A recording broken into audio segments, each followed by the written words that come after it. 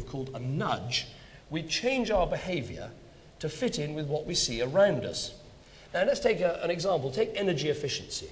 Now we've been told forever by government we must be more energy efficient. They've set lots of targets, they've had big government drives, but we could do something much, much better.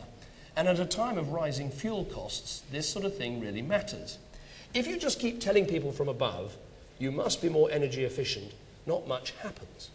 But if you publish the typical cost of an electricity bill for a house like theirs, in a neighbourhood like theirs, at the top of their bill, so they can contrast what their neighbours are spending with what they're spending, it absolutely transforms their behaviour.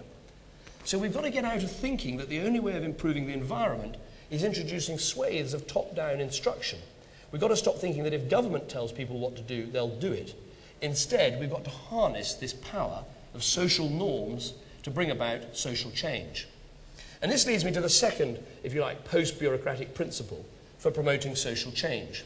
It's to do with information, the vital currency of innovation. We should empower people by setting data free. This approach, information liberation, if you like, is inspired by some amazing stories in the world of business. My personal favourite is Goldcorp, the Canadian mining firm, which put all of its geological surveys online and said to the world, can you help us find the gold? And the world duly responded and found deposits worth $3 billion. And imagine if all the information that government controlled was available to the public too. I don't mean sensitive information. We don't want to see all revenue and customs posting our records online, although the way things are going recently, it wouldn't have made much difference. I mean information that will allow people themselves, expert and non-expert, to create innovative applications that serve the public benefit and make government accountable. That's why we've actually introduced in Parliament a House of Commons bill that will require the government to publish online, accessible to all, every single item of expenditure over £25,000. This already happens in the US. They call it Googling your tax dollars to see what's happened to them. And it's massively strengthening democratic accountability and promoting transparency. It's why we've announced that we will standardise all local government information so people can do this. I don't know whether you've heard, and I'm not sure I want to recommend it, a website called theyworkforyou.com. It wasn't set up by the government, it doesn't cost the taxpayer a penny, and it doesn't cost very much to run. But what it does do is take all the available information about Parliament and lets your constituents find out how often you vote, which way you vote, how many speeches you make, how many questions you ask, and how long it takes you to answer your constituents' emails and letters. In short, it is a complete nightmare for people like me. But it's a brilliant website and instantly allows people to make a judgment about their Member of Parliament. And so by making local data standardised and freely accessible, it would be possible to create the town hall equivalent for a county council, a district council, for a mayor or wherever, the same sort of thing. And new information-based businesses would grow up as we publish this standardised information, helping to tell people what is available where and when. Let me just give you a little example from yesterday. Yesterday, Mark Prisk, my Shadow Minister for Cornwall, and I were meeting with some people who want to set up a recreation centre in Hale. Now, Hale has got over 10,000 residents, but doesn't have a swimming pool or a recreation centre or anything of the kind. Now, as far as I know, almost every town in England, certainly in my constituency, over that size, has got those sort of facilities.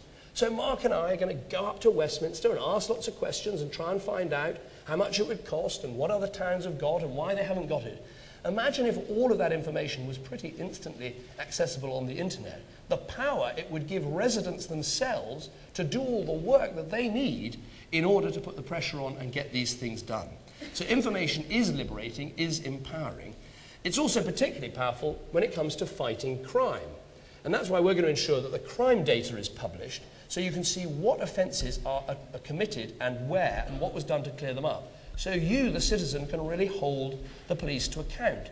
And it's not just about bashing up your local bobby, that wouldn't be fair, but it's helping all the social enterprises and the voluntary bodies that are dealing with the domestic violence and the drug abuse and everything else, so they've got the information too.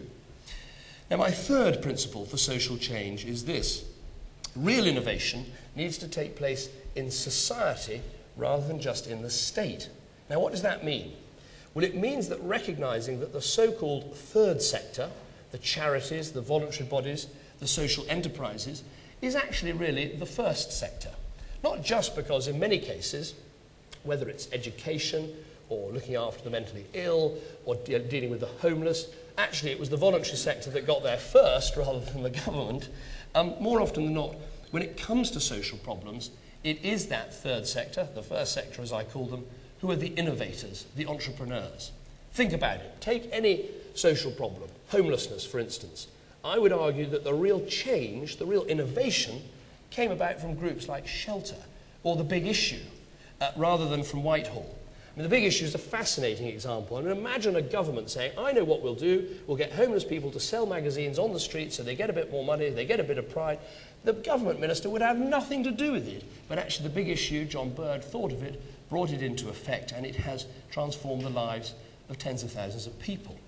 What this means, in terms of what we in government should do, is recognise that this sector is vitally important. They need more money, they need longer term contracts, and vitally they need more trust.